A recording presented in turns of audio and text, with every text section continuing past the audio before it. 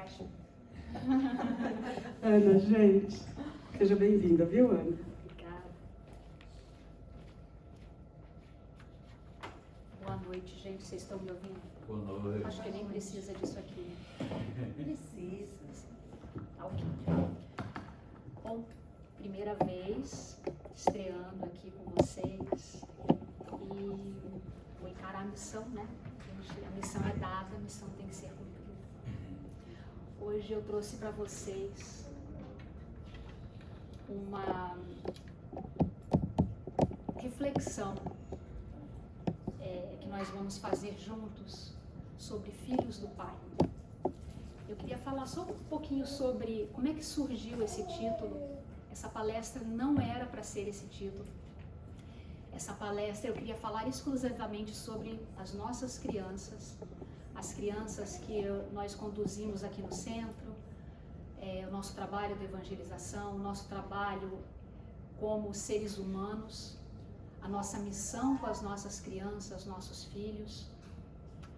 E o título era outro. O título era A Minha, a Sua e as Nossas Crianças. E um dia, ao acordar, eu recebi essa mensagem que a palestra teria que ser Filhos do Pai. Então eu modifiquei tudo, adaptei, tive toda a orientação da espiritualidade para que assim seja feita a missão que eu tenho que ser cumprida, de ser somente a porta-voz dos ensinamentos do Pai Maior e a vocês todos, que somos todos irmãos, pertencemos a um só Pai. Para a gente iniciar essa palestra, eu queria fazer só uma notinha, eu queria dedicar essa palestra a todos os pais, mães, responsáveis, avós, tios, tias, professores, médicos, dentistas, advogados, cuidadores, tutores, responsáveis por alguma criança. A responsabilidade aqui estar nesse momento que estamos vivendo não é somente dos pais, e sim de todos nós. Todos nós chegamos aqui através de um pai e uma mãe terrestre. Nós vivemos como filhos, nós nos transformamos em pais, em mães, em responsáveis. Mas e aqueles que não têm um filho gerado biologicamente? A nossa missão é a mesma. Porque se você não tem um filho gerado biologicamente, mas você tem um adotado, o seu papel é o mesmo, né? Dizem que filho, pai, mãe, é aquele que cria, né? É aquele que dá o cuidado. Muitos de nós não temos filhos nem biológicos e nem adotivos. A missão é a mesma. Porque você vai ter um sobrinho, você vai ter uma criança que convive com você, você vai ter um vizinho, você vai ter um centro onde as suas crianças que frequentam esses centros é sua responsabilidade também. Então hoje nós vamos assumir o papel de filhos que nos tornaremos responsáveis amanhã por essas crianças que convivem conosco. E a nossa passagem aqui na Terra é transformar as nossas crianças em adultos muito melhores do que nós. Então hoje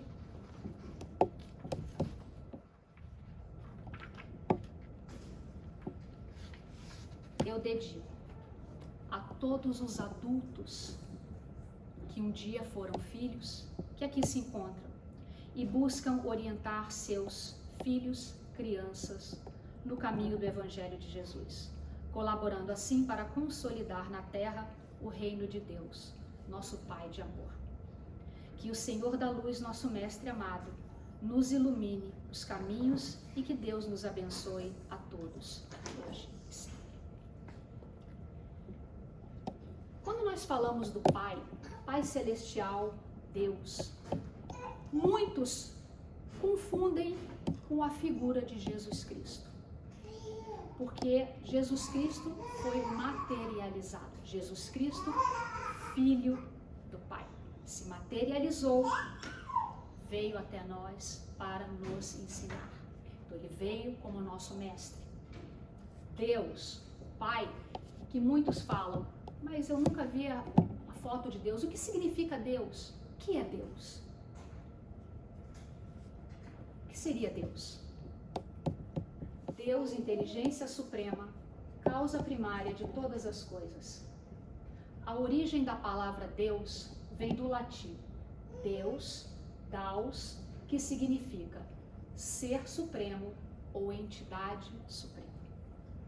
Originalmente a palavra latina, Deus, surgiu a partir do termo proto-indo-europeu, que significava Deu ou Deus, que significa brilhante ou celeste.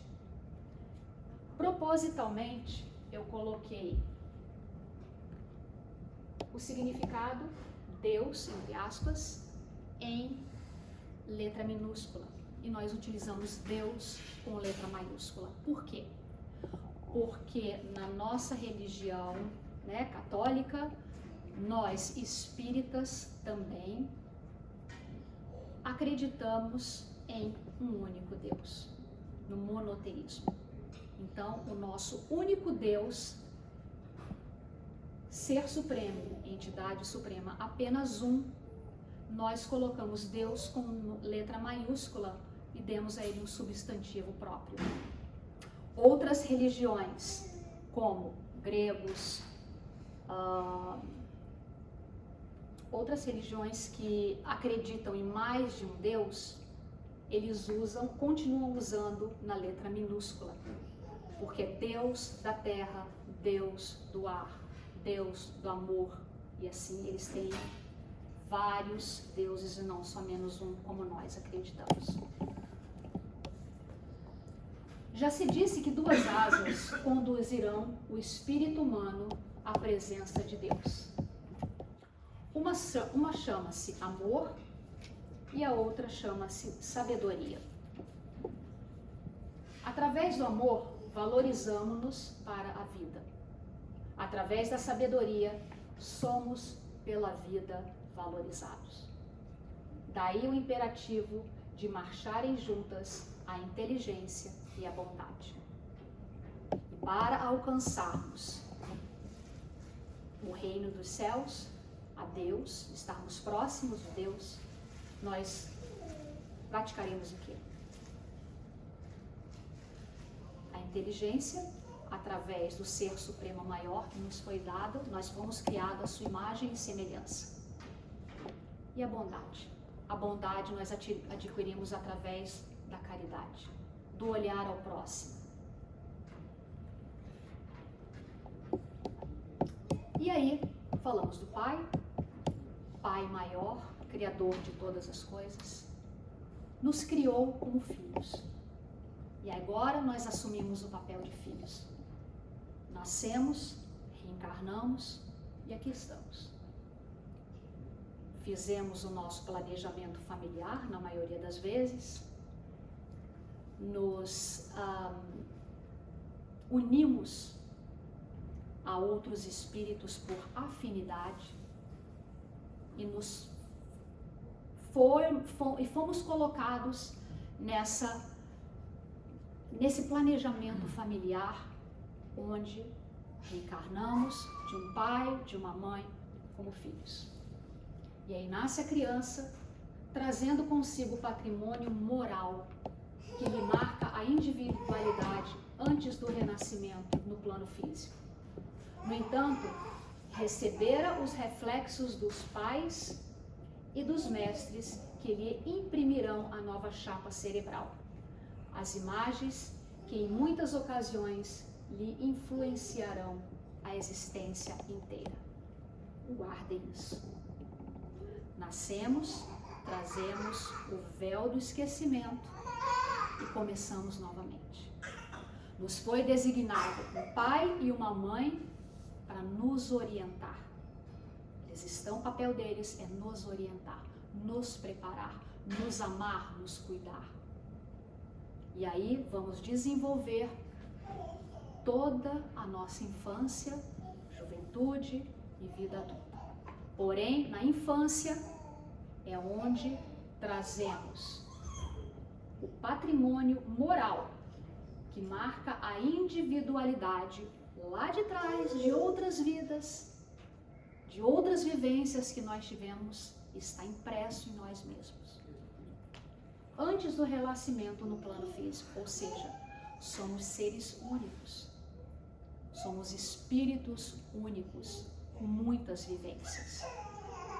E aí viemos como filhos para reaprender, para termos uma nova oportunidade de crescimento espiritual.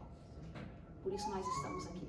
Não tem nenhum outro motivo de estarmos aqui hoje, a não ser evoluirmos. E aí nós temos uma família onde nós temos um pai, uma mãe e nossos filhos. Quem aqui tem filhos? Levanta a mão. Biológicos ou adotivos? Ok? Aqueles que não têm, tem sempre uma criancinha especial, né? Nem que seja o marido para cuidar. Tá tudo certo também. Quantos de nós já escutamos quando nossos filhos são contrariados e falam assim: posso fazer nada, não pedi para nascer? Lá em casa a gente escuta isso sempre. E aí a gente fala: pediu e pediu muito, e pediu com vontade. E vou te dizer mais, muitas vezes, né, a maioria das vezes, você ainda me pediu como mãe, tá? Ainda me pediu para vir sua mãe. E eu tive a prova disso concreta, não tenho dúvida nenhuma disso. A minha parte como pai, como mãe, como responsável por uma criança, é zelar por ela, guiá-la, protegê-la, amá-la incondicionalmente, prepará-la. Porém, ela não me pertence. Ela pertence ao pai. E o pai, nós somos os filhos. Porém, aquela criança me foi, vamos botar dessa maneira, emprestada. Me foi dada a incumbência de criá-la, de protegê-la, de amá-la, de guardá-la, de ensiná-la, de prepará-la no bem, somente no caminho do bem. Por isso ela vem ali crua. E eu tenho a incumbência de moldá-la. Vai chegar um certo momento e que eu vou entregá-la de volta. E nós não estamos preparados para isso. E qual é a nossa parte? Nos preparar. Toda vez que nós estudamos, aprendemos, entendemos e conseguimos realizar que a vida é eterna, que o Espírito é eterno, que nós estamos aqui de passagem, que nós estamos aqui aprendendo, evoluindo, e a casa é lá quando nós retornarmos, fica muito mais fácil para lidarmos no dia a dia e nos prepararmos. Nós temos a mania de nos preparar para a vida, brigamos pela vida, queremos o momento, queremos a vida, mas nós não lembramos que a vida continua. Só mudamos de morada, só saímos da casca e o espírito retorna. Toda criança entregue à nossa guarda é um vaso vivo a arrecadar-nos as imagens de experiência diária, competindo-nos o dever de traçar-lhe noções de justiça, trabalho, fraternidade e ordem, habituando-a desde cedo ao exercício do bem. Acolhendo-a com amor, cabe-nos recordar que o coração da infância é urna preciosa a incorporar-nos os reflexos que nos retrata no grande futuro. Então, preparamos agora para colher aqui na frente.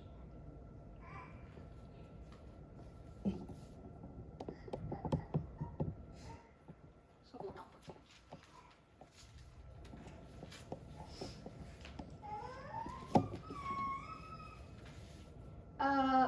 quando a gente fala sobre a incumbência de ter filhos, de ter as nossas crianças, de cuidar, de proteger, de amar, a gente, em momento algum, para pensar que vai haver dificuldades, vão haver desafios. E lembrem-se que foi combinado lá atrás. Foi feito um planejamento. Nós e eles sabíamos dessas dificuldades. Lembrem-se que somos espíritos afins. Podemos vir juntos de outras existências, sim, mas às vezes não vimos. Somos espíritos afins, porém espíritos que estavam lá no passado afins e nós não lembramos. Talvez nesse momento agora, depois de ter vindo de volta para cá, alguma coisa saia do planejamento. E aí nós começamos a enfrentar as dificuldades. E como é que podemos combater as dificuldades? Como é que a gente faz para consertar o que às vezes a gente acha que não tem conserto? Como é que a gente faz para lidar com uma criança que aos nossos olhos, aos olhos de nossa família é difícil? Gênios difíceis, gênios incompatíveis com os nossos. Crianças que se tornam adolescentes, que se perdem no meio do caminho. Que começam a fazer tudo que nós jamais pensamos que eles fariam. Que se perdem. E nós, pais, nos perdemos também. Como é que a gente trabalha quando a falha é nossa? A falha às vezes é nossa. De não proteger, de não acalentar, de não dar amor, de não guiar, de não cuidar, de não proteger. Afinal, somos espíritos imperfeitos, também erramos. Como é que a gente faz? A gente cancela tudo e fica por isso mesmo? Não. Nós temos a obrigação de ir atrás. Nós temos a obrigação de consertar o que muitas vezes nós estragamos. Porque se nós não consertarmos, essa criança vai crescer repetindo ciclos de sofrimento. E aí começa aquela, foi culpa sua, não foi culpa minha, não foi você que não me criou bem, não foi você que não me escutou, eu não pedi para nascer, não você pediu, eu não tenho obrigação, não você tem, e aí a gente cria a guerra. O que nós estamos fazendo com as nossas crianças? No momento atual que nós estamos vivendo, quem são as últimas gerações? Pelo menos as últimas duas geração de crianças que nós temos no momento. Adolescentes e crianças. Eu li uma crônica nessa semana passada que hoje em dia nós criamos as crianças do quarto. O que são as crianças do quarto? São aquelas crianças que estão trancadas dentro de um quarto, jogando videogame na internet, falando com estranhos, correndo todo tipo de risco, enquanto nós, responsáveis, estamos trabalhando sem parar, buscando o nosso materialismo, envolvidos em problemas gigantescos, que nós, muitas vezes, buscamos e trazemos para a nossa vida. Nós mandamos as crianças para a escola, prestem atenção nisso. Nós que moramos aqui, nós que chegamos há pouco tempo, aqueles que vieram da nossa cultura no Brasil e fomos inseridas numa nova cultura. As coisas que nós passamos são muito mais difíceis nessa transitória do que os nascidos aqui, os nativos daqui, que também não é fácil. Mas nós enfrentamos e matamos um leão por dia para cuidar de nossas crianças. Nós estamos falhando? Estamos. Estamos falhando. E quando eu digo estamos, não é pai, fulano, beltrano. Todos, como educadores, como protetores, como adultos que devemos olhar para as nossas crianças ao lado. Como vizinhos, como conhecidos, como pais do filho e olhar para o amiguinho do filho. Eu faço um trabalho na escola do Orange County que se chama a transição, e nós temos o departamento do multilanguage. Então eu dou assistência a todas as famílias que não têm o inglês como primeira língua e ajuda nessa transição cultural, social e emocional das crianças estrangeiras a serem inseridas na cultura americana. É tudo diferente. Não vem ao caso ser pior ou melhor. Ninguém está discutindo pior ou melhor. Nós estamos falando de diferenças. E diferenças que muitas vezes podem nos causar enormes prejuízos. Por quê? Falta de informação. Falta de informação. Nós matriculamos os nossos filhos nas escolas sem ler o contrato que nós estamos assinando. Tem que ler, então muitos não falam inglês, e às vezes pegam o espanhol e lê por cima, e nós não sabemos onde nós estamos colocando nossos filhos. Nós não sabemos que as crianças sofrem bullying diariamente. Ah, mas bullying aqui é combate. Existe um combate ao bullying como existe no Brasil. Porém, o approach, o amor, o carinho, o cuidado é bem diferente. Aqui é lei. Criança com 12 anos cometeu uma infração aos olhos dele, que muitas vezes aos nossos olhos não é algemada, colocada dentro do carro da polícia e para a cadeia. Crianças, muitas vezes dentro da escola, sofrem bullying pelo professor. Vou falar para vocês com propriedade, porque eu já estive lá, vi com meus olhos. Sofrem bullying pelo professor. Eu já soube de casos que o professor jogava a cadeira na parede, porque a criança não entendia o que ele estava falando.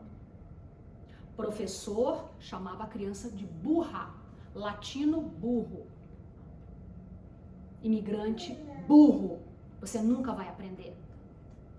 Essa semana passada eu conversei com uma mãe, que eu dou assistência num grupo, que a criança era o primeiro ano dela aqui e a professora pegou a implicância e falou: você vai repetir de ano.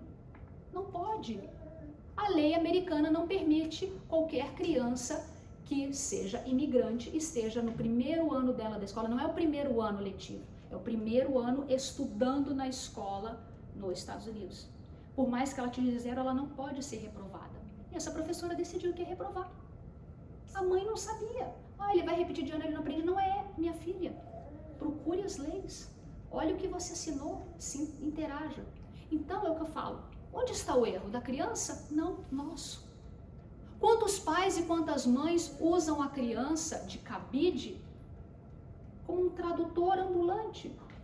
Porque nós não falamos inglês, então ele traduz tudo pra gente. A criança é que vai lá, gente, eu participo disso. A criança é que lê o documento. Ela tem capacidade, ela pode até ler inglês, mas ela tem capacidade emocional para entender o que está escrito ali? Não, não tem. Então, qual é o nosso papel? De novo, proteger. Com quem nossas crianças estão convivendo? Com quem nossas crianças estão falando? O que nossas crianças estão passando na escola? Ah, nos Estados Unidos o lanche é de graça na escola para quem quiser, porém o hambúrguer é congelado. Vocês sabiam disso? Que muitas vezes a criança vai comer o hambúrguer e a carne está congelada? Tem um link direto em comunicação aos pais que se isso acontecer, para você denunciar. Se é para denunciar, deve acontecer com bastante frequência, né? A criança tem 15 minutos para comer, não importa se ela é kindergarten ou se ela é 12th grade, que é o último ano da high school. 15 minutos para comer. Agora pense nos meninos pequenos. Uma criança vai para o kindergarten com 4 anos. Ela mal consegue sentar na mesa, abrir a lancheirinha dela. Olha quanto tempo ela leva. Que a gente manda de casa, né? Nós brasileiros temos esse cuidado, a maioria. Vou levar o lanchinho que ele gosta. Muitos querem levar comidinha, porque o nosso horário, né, de lanche deles é 1h da tarde, a hora que eles almoçam em casa. Então, toda essa adaptação que a gente gosta de fazer. A criança não comeu, ou ela pega a bandejinha, vai entrar na fila. Vocês acham mesmo que os professores ajudam? Ajudam, porque os professores estão na outra sala comendo. Eles não comem com as crianças. Tem os ajudantes que ficam ali, alguns voluntários, outros não, outros contratados da escola, ou seja, elas estão na mão de pessoas diferentes dos professores. Deu 15 minutos, se ela conseguiu sentar para comer, ela está abrindo ali o danoninho dela, descascando a banana, não deu tempo, eles vão passar e vão falar, jogue fora. Jogue fora. Não comeu, problema seu, você vai ficar com fome até as 3 horas da tarde, a hora da saída. Então, o que nós precisamos fazer? Nos inteirar. Muitas vezes a lancheirinha chega em casa, quase não foi tocada do lanche. E nós falamos, puxa, não comeu lanche, não deu tempo. Mas como assim não deu tempo? Você fala muito. Você ficou conversando com o seu amigo? Não. Procurem se inteirar o que acontece na escola. Se seu filho pequeno não consegue se limpar no banheiro, ele não pode entrar na escola, ele não pode ser matriculado. Se ele passa mal na escola, ele precisa ir ao banheiro, ele tem uma diarreia, ele tem que se virar sozinho. Qual é o nosso papel? Preparar essas crianças em casa, acompanhar, saber o que acontece. O meu filho, com 5 anos, recém-chegado, não falava inglês, numa escola que ele estudou, jogando basquete com um amiguinho. O irmão mais velho jogava basquete, ele achava que ele jogava super bem. E ele começou a jogar com esse menino, e ele deu uma driblada aqui, o menino era negro. Para mim não faz diferença nenhuma, muito menos para ele. Muito menos para ele. Porém, o menino virou para ele e falou assim, você não pode jogar basquete desse jeito porque você não é negro. E basquete é esporte de negro. Ele falou assim, não é. Meu irmão não é negro e meu irmão pratica basquete no Brasil. Inclusive ele é federado de time. Joga como atleta. Ele falou assim, não vai jogar. Você não vai jogar. Você não sabe jogar e eu não vou deixar você jogar. Enfim, se desentenderam ali no bate-boca. O menino virou as costas e virou para a professora e falou assim, ele me chamou de negro. E é uma coisa bem complicada aqui. Ou seja, resumindo a história, meu filho foi levado, carregado pelo braço, sem saber o que estava acontecendo, para uma sala, ameaçado, encostado na parede, e falar, se você falar isso da próxima vez, você vai ficar aqui preso dentro dessa sala, com 5 anos, tá, gente? Por um cara que tinha quase 2 metros de altura, que era um DIM, que era um dos supervisores da escola, né? E ele entrou em pânico. Ele não sabia o que ele tinha feito. Quando eu cheguei para pegar na escola, já estavam com um papel para eu assinar sobre injúria racial. Que meu filho tinha cometido injúria racial. Detalhe, chamou o amigo de N-word. Ele não sabia que é N-word. Foi perguntado depois para ele, o que é N-word? E a resposta dele falou assim, eu não fiz nada. Você chamou o seu amigo de N-word. Você sabe o que é N-word? Sei. O que é N-word, então? Já que você fez, você vai saber. É uma palavra que começa com a letra N, like November. Perceberam a crueldade da situação? Então, mais uma vez, acompanhem, assistam, orientem, acolham, conversem. Hoje em dia, a gente não tem quase tempo para conversar. E é importante a gente escutar as nossas crianças. A de vocês eu tô de olho, porque ali na evangelização elas falam tudo, coisas que vocês nem imaginam, que eu sei de vocês. Segredos. Só que é entre a gente. Ali a gente tá de olho. E podem ter certeza que só da maneira da criança falar, dela sentar, dela olhar pra gente, a gente sabe que tem alguma coisa a mais. E qual é o nosso papel aqui no centro como evangelizadora? Eu tenho um compromisso com o filho de vocês. E eu vou honrar o filho de vocês até o fim. Assim como vocês. O que estamos fazendo com nossas crianças? 1 bilhão de crianças no mundo já passaram por algum tipo de experiência de violência sexual. 1 bilhão.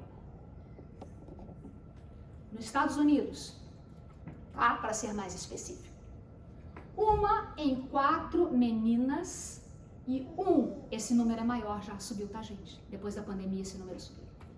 1 a cada 13 meninos nos Estados Unidos já passou por algum tipo de abuso infantil.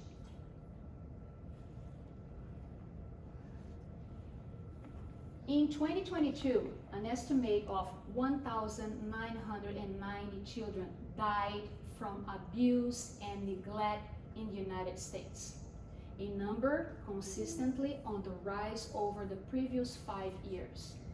Boys have a higher child fatality rate at 3.26 per 100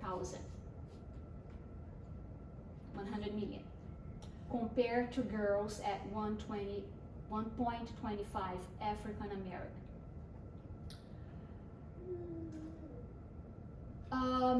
African American child fatalities is over 3 times greater than of white children and nearly 4 times greater than Hispanic children. 1.990 crianças morreram por abuso ou negligência nos Estados Unidos em 2022. E esses números estão crescendo e crescendo e crescendo. Desculpa, só voltar aqui. 60% sexual abuse. Quase 20% physical abuse. Vou botar ali na casa dos 10%, vivenciaram ou foram testemunhas de algum tipo de testemunharam algum tipo de violência. Outros foram drug and engagement. Com tudo isso que eu coloquei para vocês, todo esse tipo de abuso, vocês entendem, vocês conseguem alcançar e fazer uma linha e linkar o porquê que nós vivenciamos aqui tantos school shootings. School shootings. Porque nós, adultos, criamos crianças doentes, mentalmente doentes. Porque nós, adultos, fomos crianças que não foram orientadas. A criança que sofre abuso, ela não vai ter o discernimento na idade pequena ainda, novinha, de falar, o fulano é responsável por isso. Ela interioriza aquilo. E ela se culpa daquilo. Ela se apaga, ela se diminui. E ela se transforma. Crescemos filhos doentes, de pais que também eram doentes. E assim o ciclo vai passando de um para o outro. Vivemos, hoje em dia, uma população doente, que nós precisamos cuidar. Florida is one of the 19 states that allows corporal punishment in public schools. Sabiam disso? Vocês estão cientes disso? A Flórida faz parte dos 19 estados, um dos 19 estados americanos, onde escolas públicas é permitido aplicar o castigo físico nas crianças. E vocês, pais, fizeram a matrícula e assinaram que estão de acordo. Ali estão os estados em laranja, onde o physical punishment é permitido. 19 estados. Nós estamos em 2024, ainda para 2025. É normal pegarem seu filho porque estava num dia ruim, porque respondeu, porque derrubou alguma coisa, porque brigou com um coleguinha, levarem para uma pessoa abaixar a calça dos seus filhos, pegar uma tábua, feito com uma tábua, e bater na criança, como maneira socioeducativa? Onde está o problema? Com a criança? Não, o problema está conosco. O que a gente faz para mudar isso? O que a gente faz para educar? O que a gente faz para melhorar? O que a gente faz? Falamos sobre o amor, sobre a caridade, sobre o cuidado. E onde está esse amor, cuidado, caridade? Que o Pai Celestial nos providenciou.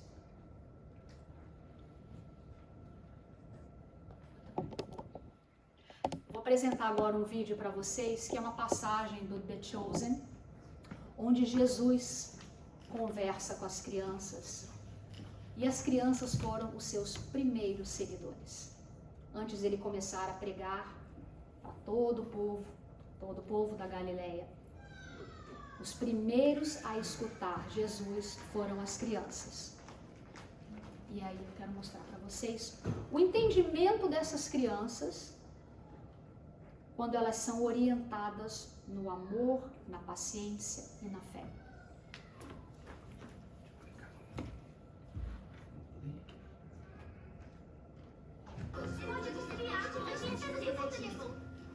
E então o que você fez? Eu tentei ir embora, mas ele não parou de me empurrar. Então eu empurrei com tanta força que ele caiu. E por isso você foi castigado. Você esperava alguma coisa diferente? Mas até na Torá diz olho por olho. Por que eu devia ser castigado também? Sim, mas isso é para um juiz. Você nem estava em um tribunal. E você, todos vocês, devem ser especiais. Devem agir diferentemente dos outros. Você nos diz para sermos mansos, mas o Rabino Josias disse que o Messias vai nos liderar contra os romanos e que ele vai ser um grande líder militar. É importante respeitar seus professores e honrar seus pais. E o Rabino Josias é um homem inteligente. Mas muitas vezes, os homens inteligentes não têm sabedoria. Tem algo nas escrituras dizendo que o Messias será um grande líder militar? Tem muitas coisas nas escrituras que vocês ainda não conseguem entender e não tem problema, não tem problema. Vocês têm muitos anos pela frente. E Deus não revela tudo ao mesmo tempo. Mas crianças, e se muitas das coisas que o nosso povo pensa sobre como devemos nos comportar e como devemos tratar um ao outro estiverem erradas? Você quer que as coisas sejam justas? Quando uma pessoa erra com você, você quer corrigi-la. E sabe quem mais ama a justiça? Mas o que será que o Senhor diz na lei de Moisés sobre justiça e sobre vingança? A vingança é minha. Isso, muito bem. Muito bem. Meninos, prestem atenção. Ela nem vai para a aula da Torá, hein? O Senhor ama a justiça. Mas talvez ela não seja a nossa justiça. Vocês se lembram de quando Davi teve a chance de matar o rei Saul, que era mau com ele? Mas não fez isso. Saul era ungido pelo Senhor. E não era o momento certo para a justiça. E Deus diz que ele terá compaixão dos seus servos quando... O quê? Vamos ver se alguém que estuda isso na escola está aprendendo. Quando as suas forças se esvaírem? Isso. Muito bem. Então, e se deixarmos Deus prover a justiça? Talvez possamos resolver essas coisas de outra forma, sem tentar ser os mais fortes o tempo todo. Até o Messias? Você vai ter que ver. Mas não espere que o Messias chegue a Jerusalém em um cavalo de guerra carregando armas. E ele vai ficar muito satisfeito com aqueles de vocês que forem pacificadores. Onde você estava ontem? Eu tive que ficar na cidade até mais tarde. Uma mulher precisava da minha ajuda. Construiu alguma coisa para ela? Não.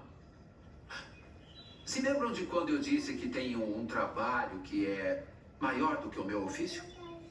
Uma mulher sentiu muita dor durante a vida dela. E ela estava com problemas. E eu a ajudei.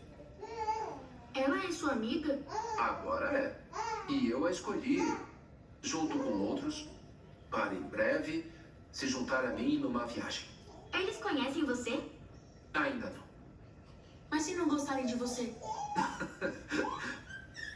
Muitos não vão gostar. É por isso que eu estou aqui. Eu ainda não entendi. Por que você está aqui?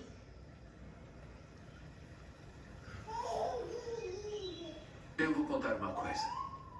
Porque apesar de vocês serem crianças, e os mais velhos nas suas vidas terem vivido mais, muitas vezes os adultos precisam ter a fé das crianças.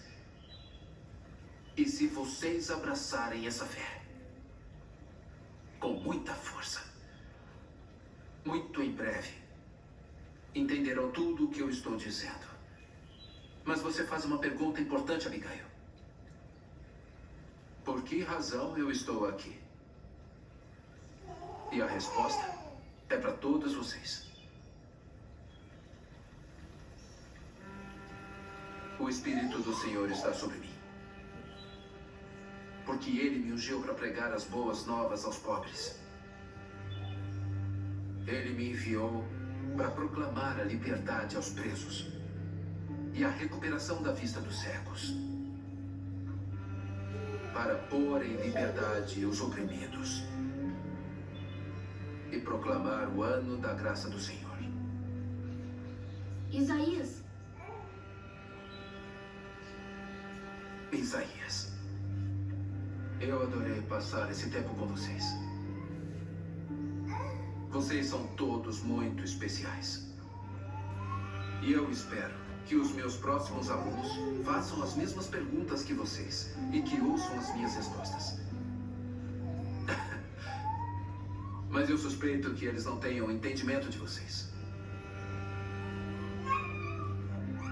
E eu espero que quando chegar o tempo, eles contem aos outros sobre mim, como você fez.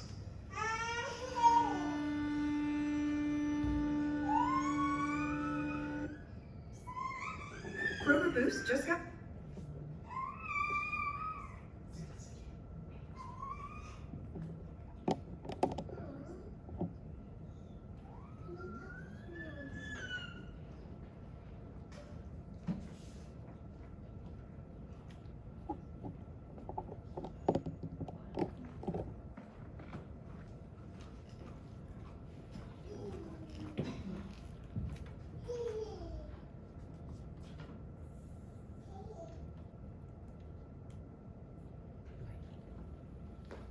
Agora, só para a gente concluir, deu para entender o entendimento das crianças e a percepção delas?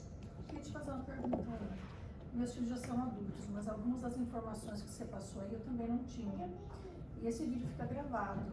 E deve ser assustador para alguns pais ouvir essas indicações, essas leis, que pode ser novo para muita gente, como você falou, que não por falta de vontade, mas às vezes por falta de língua ou informação, por tudo isso. Existe algum departamento, algum lugar que os pais possam buscar informação? Você que trabalha com isso a respeito? As leis estão aqui, ó, tá vendo? Não, buscar ajuda, eu quero dizer. Não, a lei você já passou, mas que eles possam Se buscar os- ajuda. na verdade, se você qualquer pai, se você quiser digitar no Google Physical Punishment in Public Schools, vai te dar. Não é todos só os isso. Sobre a refeição, sobre o tempo, o bullying, tudo. Tem Sempre algum no departamento da sim, escola, o condado, que o possa- condado que você, por exemplo, no meu Orange County, eu trabalho com Orange County. Então, Orange County, ele tem um site onde você vai ter todas as informações. Você pode seguir tudo que seu filho vai comer a cada dia. Você tem o link direto para qualquer tipo de pergunta. Nós fazemos reuniões que chamamos de Parent Academy, onde tudo é colocado, tudo é mostrado. É explicado a lei, como funciona a lei americana na educação. Todos o tipo de resources que você pode ter, tudo sempre vem na página do county, da public school, que a criança, no caso, vai estudar, entendeu? Então, a criança recebe um Code of Conduct, que é assinado por elas e pelos pais. Nada fica por baixo dos panos. Acontecem coisas que fogem, como eu disse, não são coisas que acontecem todos os dias em todas as escolas. E aí cabe a nós pais orientarmos as nossas crianças. Qualquer coisa que aconteça. Da mesma coisa que as escolas fazem workshops orientando as crianças sobre qualquer tipo de abuso que aconteça nas famílias, em casa, em qualquer lugar, que elas têm canal direto com a escola e a escola vai em cima para defender a criança. Então, é aquele negócio, é orientação, é informação e é buscar atrás, sempre no condado da que a escola tá. Obrigada. Ok? Com licença, me permita. Claro. Aqui. Tem um link, depois quem quiser, eu posso passar, que você acessa, onde você está, você pode ver em quantas milhas tem homens que já foram presos Predadores. por abuso. É importante, você vai fazer limpeza na casa de uma pessoa que você não conhece e você acessa e vê que a pessoa que está lá, ela já foi presa por isso. E mostra a foto da pessoa, a idade, endereço, detalhes, né, porque eles ficam marcados. Né? Então, Ficam fichados. é uma informação. Em relação à escola, eu sugiro levar o assunto para a principal, né? E Nessas reuniões dos pais, eles te dizem qual é o caminho. O caminho é reportar primeiro uma conduta diretamente com o professor. Se não funcionar com o professor, você vai acionar o counselor da escola. Se não funcionar com o counselor, você vai solicitar o counselor, o vice principal e depois o principal. Tem toda uma escadinha, né, que eles vão seguir. E muitas vezes você, pai e mãe, deve preservar a criança, mas na hora do acontecimento a criança vai ser chamada. Ok? Então, o que eu sugiro para vocês foi a nossa mensagem de hoje. Precisamos observar, cuidar, ensinar e proteger as nossas crianças. A gente forma esses pequenos desde sempre, aqui no ambiente do bem, no ambiente do amor, no ambiente de compreensão. Não é fácil para uma criança se abrir, contar principalmente problemas quando ela vem de uma outra cultura e passa por algumas dificuldades desse tipo. Mas se você criar esse relacionamento de trust entre a criança e a família, a criança e um pai, a criança e um responsável, e em relação a videogames, em relação a qualquer coisa que aconteça estranha, estar acompanhando, as coisas ficam bem mais fáceis e podem ser evitadas. Se não puderem ser evitadas, elas vão ser amenizadas até que uma desgraça maior venha acontecer. Filhos do Pai, quando Jesus viu sua mãe perto dela, o discípulo que ele amava, João, disse a ela: "Este é o seu filho." E disse a ele: "Esta é a sua mãe." E esse discípulo levou a mãe de Jesus para morar em sua casa dali em diante, morar dali em diante na casa dele. Ou seja, aí nos mostra que, mesmo não sendo mãe, pai, biológico, responsável pelaquela criança, cabe a nós assumirmos o papel de mãe e de pai na hora de protegê-los e cuidá-los. Todos nós somos responsáveis. Amemos uns aos outros porque o amor vem de Deus. Ele enviou seu único filho ao mundo para que pudéssemos ter vida por meio dele e os nossos pecados na carne fossem perdoados. Não fomos nós que amamos a Deus, mas foi Ele que nos amou e nos ama acima de qualquer coisa. Com nossos defeitos, com nossos pecados, com nossas dificuldades, nós não estamos sozinhos. Nós temos um Pai maior que zela por todos nós. Eu encerro aqui para vocês uma mensagem de Gênesis que diz: somente Deus fica para sempre conosco. Todo o mais passa. Afetos, estabilidade, recursos. A frase Deus é fiel, muitas vezes mal interpretada, tem esse sentido. Só Ele fica para sempre. O Criador consegue atuar em tudo e não nos abandona nunca. Se você é um espírito imortal, então tenha projetos eternos. Muito obrigada, gente. Uma boa noite para todos.